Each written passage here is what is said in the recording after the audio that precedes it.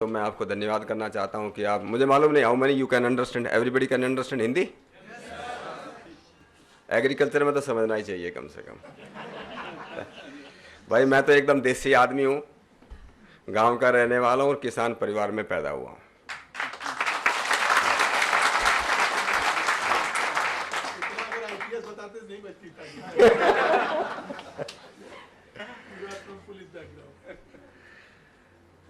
और कृषि को, क्योंकि मैंने खेती अपने हाथों से की है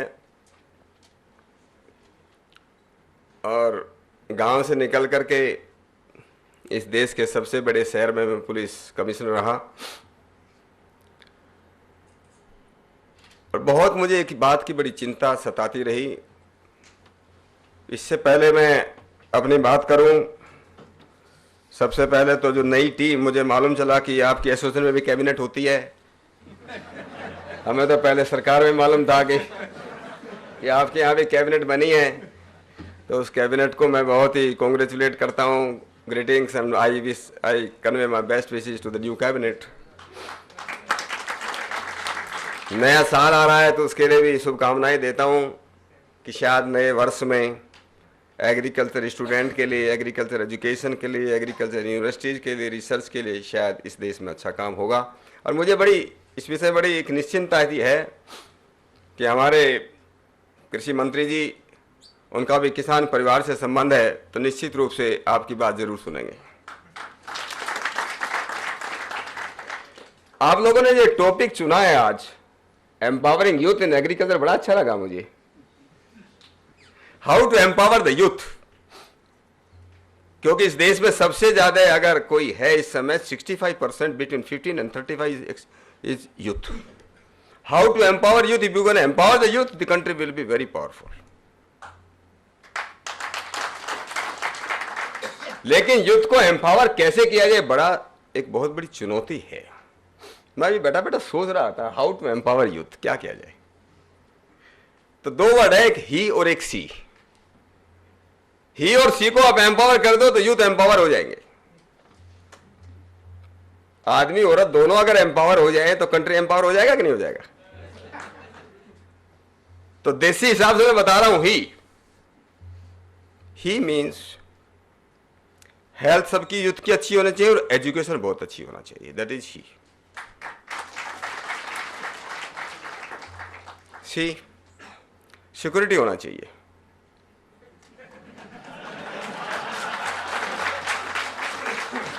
अगर सिक्योरिटी नहीं भाई, एम्पावर करंट कैसे हो सकता है। Very very important thing. Youth है इसलिए जो एंटरटेनमेंट, हेल्दी एंटरटेनमेंट होना चाहिए यूथ का। There should be healthy entertainment. And last is employment बढ़ना चाहिए। पढ़ने लिखने के बाद भी अगर एम्प्लॉयमेंट नहीं है तो you can not have the empowerment, you can not have the security. तो इन मुद्दों पर हम कैसे विशेष रूप से एग्रीकल्चर और ये empowering youth, not only in ये पढ़े लिखे एग्रीकल्चर यूनिवर्सिटीज में, कॉलेज में यूथ पढ़ते हैं, उनको एम्पावर करने की बात नहीं। We must empower the rural youth. जो अनपढ़ हैं उनको भी हम एम्पावर कैसे करें, ये अपने सामने बहुत बड़ा चैलेंज है।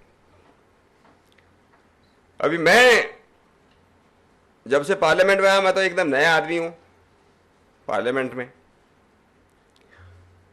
दोनों सेशन में मैं एग्रीकल्चर के बारे में बोला हूं, कृषि के बारे में बहुत गंभीरता से मैं बोला हूं। और मैं बड़ा धन्यवाद करूंगा डॉक्टर आरपी सिंह जी और दूसरे कई लोग।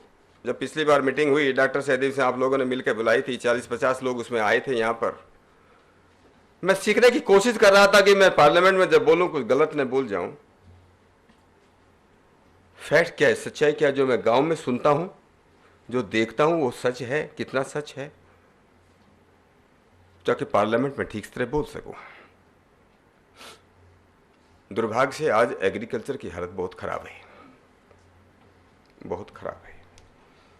अभी मैं बैठा था, यहाँ आने से पहले जो विजिटर्स रूम में बैठा था तो कई स्टूडेंट बैठे थे, 8-10 स्टूडेंट बैठे थे। उनसे इंट्रैक्शन कर रहा था, बड़ा अच्छा लगा। अभी नाम बताऊंगा तो कुछ लोग नाराज हो जाएंगे, मुझे नाम याद है उसका। उसने एक बहुत अच्छी बात कही कि सर अगर आजकल के एग्रीकल्चर साइंटिस्ट की तरह हम बात उनकी पूरी मान लें, आज के एग्रीकल्चर साइंटिस्ट की पूरी बात अगर हम मान लें तो ये देश भूखा मर जाएगा।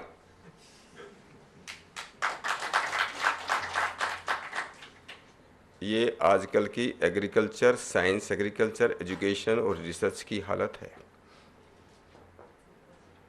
मैंने उनसे पूछा, एक और सवाल पूछा, भाई मुझे ये बताओ, ईमानदारी से बताना कि खेती करने वाले हमारे बाबा दादा जो लोग खेती करते थे वो ज्यादा जानते हैं या आज का एग्रीकल्चर साइंटिस्ट ज्यादा जानता है? उन्होंने कहा हमारे बाप दादा जो खेती करते हैं वो हमसे ज्यादा जानते हैं। आप मानते हो ये बात? भाई गांव के रहने वालों की ईमानदारी से बोलना, गांव का आदमी ईमानदार होता है ज्यादा। मानते हो ये बात? अब आप ये सोच लीजिए, जब आप इस बात को मानते हैं कि एक अनपढ़ आदमी जिन्होंने खेती की है, जो खेती करता है, वो एक एमएससी एग्रीकल्चर से या पीएचडी इन एग्रीकल्चर से अगर ज्यादा जानता है, ज्यादा समझता है, तो हमारी एग्रीकल्चर एजुकेशन की हालत कितनी गड़बड़ है। ये बहुत ही गंभीरता का मुद्दा है। एक वहां बैठे थे, वो मुझे लगता नहीं शायद शिक्षक होंगे, वो उनसी बात से सहमत नहीं हो रहा था तो अकेला ही, उनका कोई साथ नहीं दे रहा था उनका बोलने में।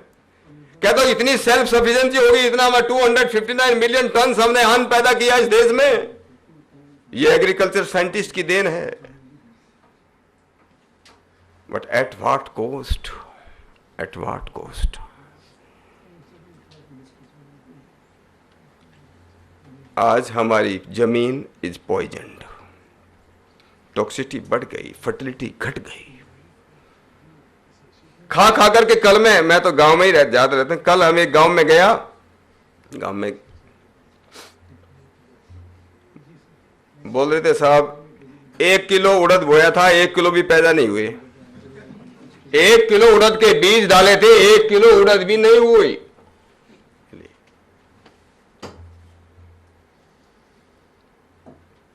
को इनपुट का कॉस्ट बढ़ता ज्यादा है, प्राइसेस का गड़बड़ है।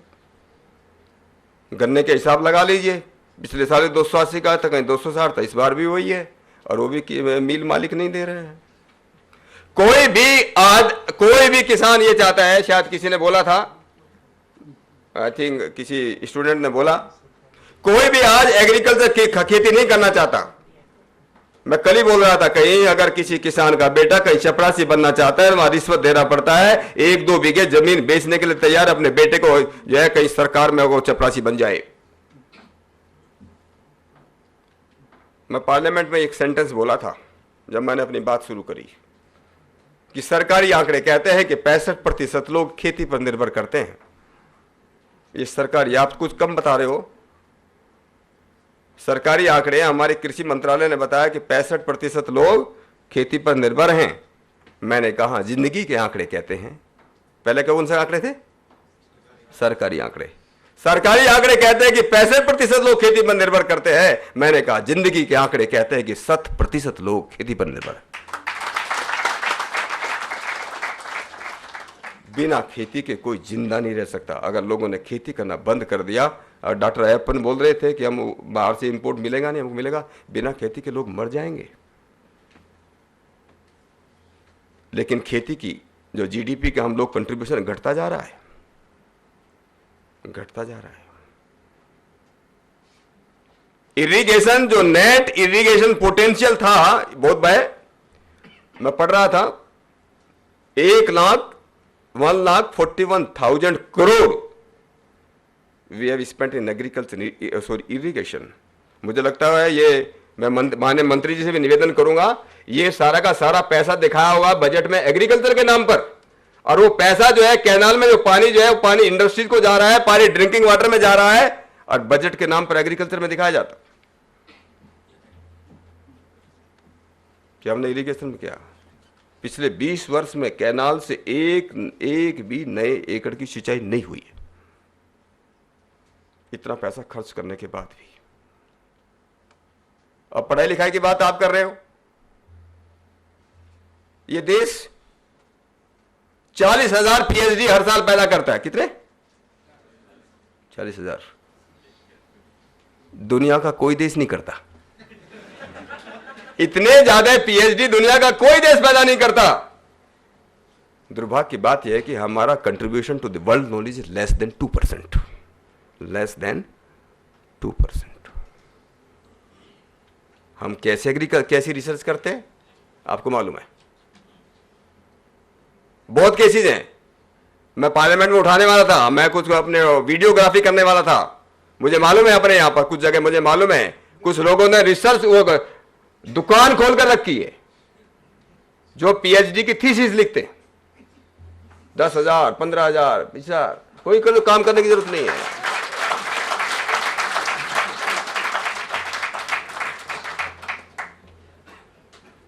किसी एग्रीकल्चर के साइंटिस्ट से आप पूछो, मुझे नहीं मालूम एक भी एग्रीकल्चर का साइंटिस्ट आपका ऐसा होगा।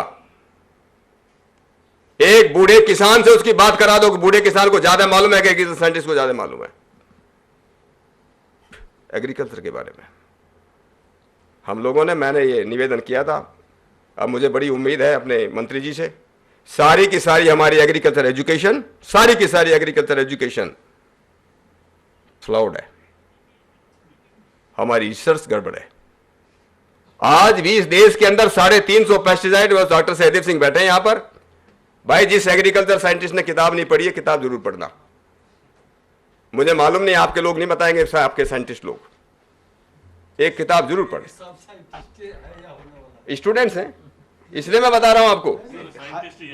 यहाँ बैठे सब या तो साइंटिस्ट हैं या होने वाले सारे साइंटिस्ट ही हैं। उसको आप संदेश दे रहे हैं, तो ये मैं इनको जरूर संदेश देना चाहूंगा। 2 मिनट और लूंगा। और संदेश ये है, एक किताब का नाम है how the other half dies. पढ़ी का किसी ने? कितने लोगों ने पढ़ी? हाथ ऊपर करके बताओ। एक ने भी नहीं पढ़ी? भाई तो शर्म की बात है। क्यों? भारतीय एग्रीकल्चर के ऊपर, इंडियन एग्रीकल्चर के ऊपर लिखी हुई किताब है ये। और it one of the world famous book. Indian agriculture के ऊपर लिखकर सुसान जॉर्ज ने किताब लिखी है। सुसान जॉर्ज, भाई पढ़ना जरूर, अंग्रेजी समझ में आ जाएगी। सुसान जॉर्ज ने किताब लिखी इंडियन एग्रीकल्चर के ऊपर। हमारी जितने agriculture, all agriculture universities in this country were set up American model पर सेट, जैसे उन्होंने बोला ऐसे की गई, सब उसके आधार पर सेट किया गया। हमारी पूरी एग्रीकल्चर खत्म कर दी, ट्रेडिशनल एग्रीकल्चर खत्म कर दी। हमारे पेस्टिसाइड 350 पेस्टिसाइड, आज भी किताब पढ़ने के बाद कि हम जो पेस्टिसाइड, अमेरिकन पेस्टिसाइड मॉलिक्यूल आते हैं, हमारे एग्रीकल्चर साइंटिस्ट हर एक को सिद्ध करते हैं हमारी सोइल के लिए बहुत अच्छी है। और उसमें 50,000, उसमें किताब में लिखा 50,000 रुपए मिलते हैं एग्रीकल्चर साइंटिस्ट को। ये डॉक्टर सहदेव सिंह साइंटिस्ट था, मैंने इसको फोन किया किताब पढ़ के, इसमें सच्चाई कितनी है? इसने बोला नहीं भाई साहब 50,000 तो नहीं, 25,000 मिले। 25,000 और कोई खा जाता होगा। आज तक दुर्भाग्य की बात है, इस देश के एग्रीकल्चर साइंटिस्टों ने एक भी बाहर से बने हुए पेस्टिसाइड के मॉलिक्यूल को फेल नहीं किया। सब अच्छे हैं, जो भी बाहर से बनकर रहा सब इस देश की खेती के लिए अच्छे हैं। इससे बड़ी शर्म की बात क्या हो सकती है कि हम अपना पूरा पैदा नहीं कर रहे हैं और सब बात को हम सिद्ध करते जा रहे हैं। सब ठीक है हमारे देश के लिए, इस देश की एग्रीकल्चर को बर्बाद कर दिया। और इसका बर्बाद करने का सबसे बड़ा श्रेय अगर किसी को है, हमारे जो है एग्रीकल्चर साइंटिस्टों को जाता है। तो मैं जो है आप लोगों से ये निवेदन करूंगा कि हमारी एग्रीकल्चर रिसर्च एजुकेशन ठीक की जाए, एग्रीकल्चर रिसर्च ठीक की जाए। हमारी एग्रीकल्चर जो प्लानिंग है, मुझे उम्मीद है वो बिल्कुल ठीक होगी, ताकि इस देश की एग्रीकल्चर अच्छी बने, हम जो है सेल्फ डिपेंडेंट बने। मुझे यहाँ पर आप लोगों ने बुलाया भाई, बहुत बहुत आपका धन्यवाद। Thank you very much.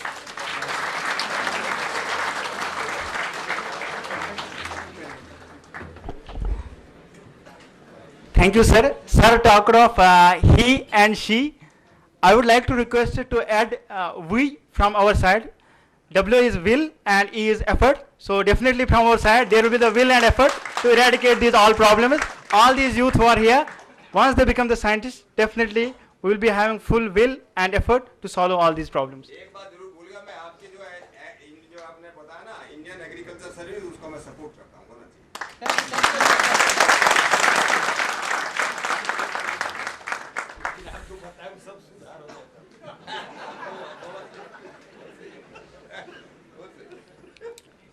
today we are having with us the Honorable MP and Patron ISA, Shri Jagdambika Pal sir.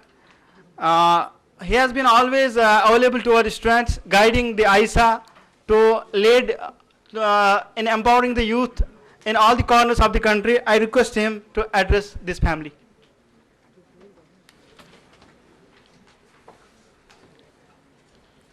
Bharat के कृषि मंत्री आदरणीय राधा मोहन सिंह जी, हमारे सहयोगी, और जिन्होंने I think so he has made me my role is become very limited because he already spokes in a length, तो बहुत योग्य है, आपने देखा ही।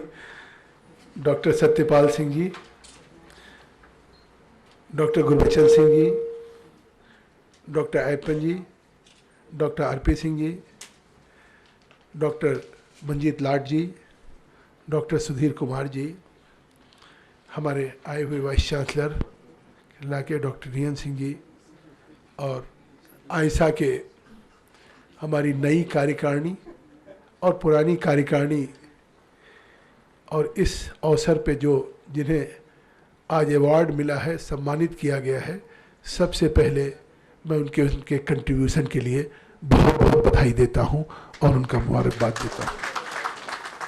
पुरानी कमेटी आयसा ने काफ़ी कंट्रीब्यूट किया होगा, उनके उस कंट्रीब्यूशन के लिए उनको मैं धन्यवाद देता हूं एक पैटर्न होने के नाते।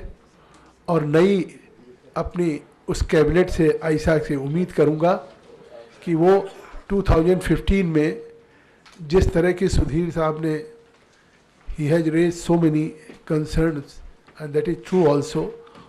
I am not going to speak in very length, लेकिन मैं समझता हूँ कि उस पे हम इस 2015 में उनके द्वारा उठाए गए सवालों पे हमें कुछ सफलता मिलेगी, ऐसी मेरी शुभकामनाएं हैं इस कैबिनेट को भी और इस आयसा के हमारे सभी देश के साइंटिस्टों को। मैं एक बात कहना चाहता हूँ सुधीर जी से भी, नई कैबिनेट से भी, और देश के जो सभी साइंटिस्ट हैं और होने वाले साइंटिस्ट हैं, कि शायद 8 जनवरी 2011 में आयसा का गठन हुआ और ये हम आज 31 दिसंबर मतलब 8 जनवरी 2015 आने वाला 4 वर्ष पूरे हो जाएंगे आयसा के। मुझे नहीं लगता, I am not aware about your past swearing ceremony, but जो मेरा कॉन्शियस कहता है कि शायद ये आयसा के इतिहास में पहली बार होगा कि कोई भारत का कृषि मंत्री आपकी स्वेरिंग सेरेमनी में आया हो। ये अपने आप में निश्चित तौर से एक बड़ी बात है। कौन आता है? I think so, being agriculture scientist, you are well aware that union minister is so busy. Agriculture is a so vast department, there are so many PSUs also, कितने ICR से लेकर के कितना काम है, मैं समझता हूँ कि कितनी कठिनाई है। लेकिन अगर उनकी उपस्थिति हुई है तो जो मैं समझता हूँ, जो मेरी समझ है कि शायद अगर अपने प्रेडिसेसर्स की तरह से होते तो आज इस 31 के दिन कृषि मंत्री भारत सरकार राधा मोहन सिंह जी अपने इस एग्रीकल्चर के साइंटिस्ट के बीच में नहीं होते, कहीं अपने क्षेत्र में, अपने परिवार में, कहीं नए वर्ष की संध्या पे, नए साल के शुभारंभ में किसी कार्यक्रम